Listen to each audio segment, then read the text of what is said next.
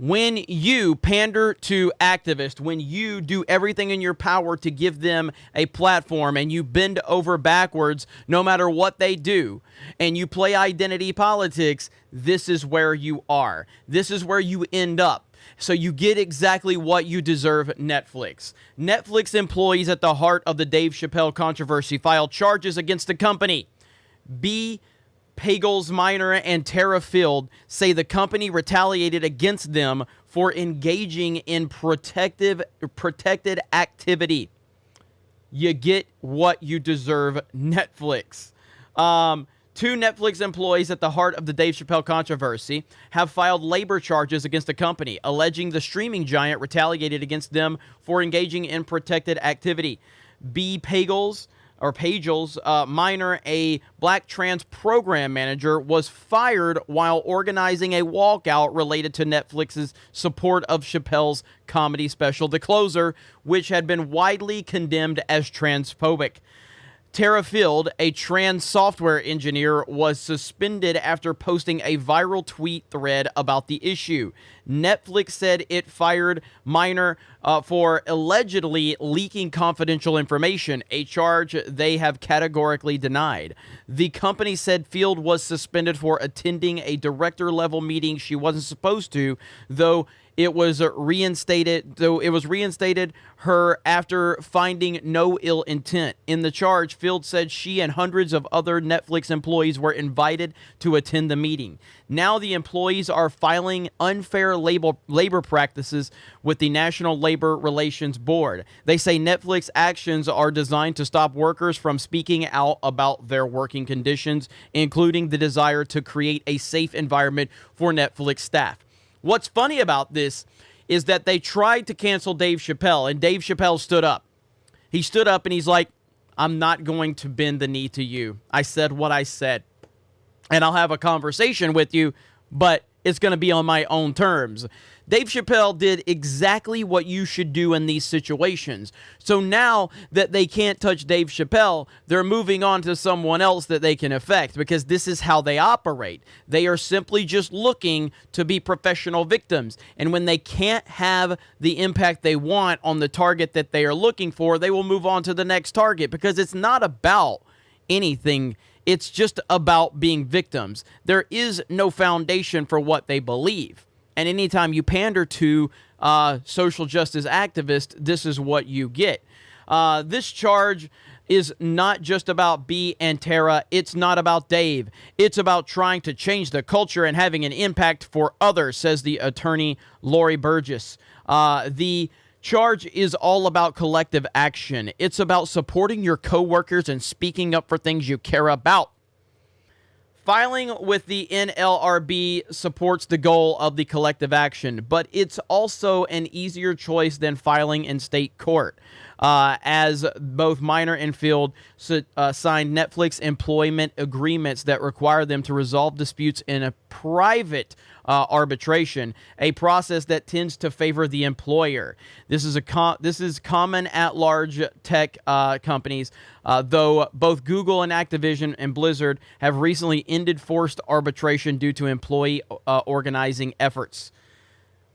This thing is just crazy. In a carefully worded statement, Netflix implied that Minor was the source behind a Bloomberg story that contained internal metrics about how much Netflix paid The Closer.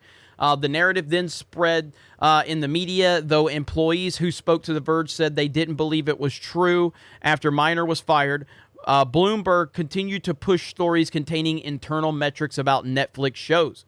B, who is 35 weeks pregnant, is now about to lose their health insurance amid all of the stress. I am trying to take one day at a time and focus on my health, they said in an interview with The Verge. As a high-risk pregnancy, I have to be careful. We don't even know what our health insurance situation is, and we are scheduled to be in a hospital having a baby in less than 30 days. Field has applied for medical leave from Netflix since speaking out. She has received a credible death threat and been doxxed. This is what happens when trans people. This is what happens with trans people.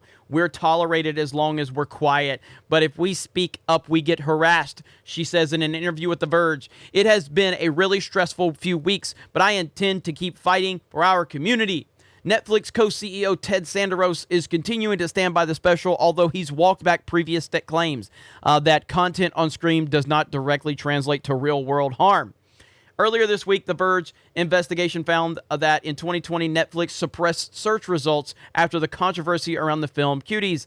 Exactly, to quell public outrage. The company did not take similar steps for The Closer. The Trans Employee Resource Group released a list of demands ahead of the October 20th walkout. They want Netflix to invest in trans creators and revise internal processes on commissioning potential harmful content. Again, man, this is what happens. This is what happens when you hire activists. And to be clear, I'm not saying anything about trans people. I'm saying this about activists. Activist. When people are obsessed with identity politics, when people are obsessed with pushing identity politics, this is exactly what you get. And so Netflix deserves all of this. Netflix deserves every single bit of this because they have empowered people to push these identity politics, having shows like Dear White People. Well, can you have a show called Dear Black People? No, you can't. You can't do that. So either it's okay for everyone or it's okay for no one. That's my stance on it. Either everyone can get made fun of or no one can get made fun of. And Dave Chappelle has a rule. He's just going to make fun of everybody. And that's why I like it and I appreciate it. Even if he makes fun of people that I like, I'm okay with it because Dave Chappelle makes fun of everyone. Everyone. It doesn't matter. And he's got his own opinions and I stand by that. But Netflix has this culture of where you can only have a certain set of opinions, generally speaking. Now, Dave Chappelle is someone that they cannot deal with because Dave Chappelle doesn't care.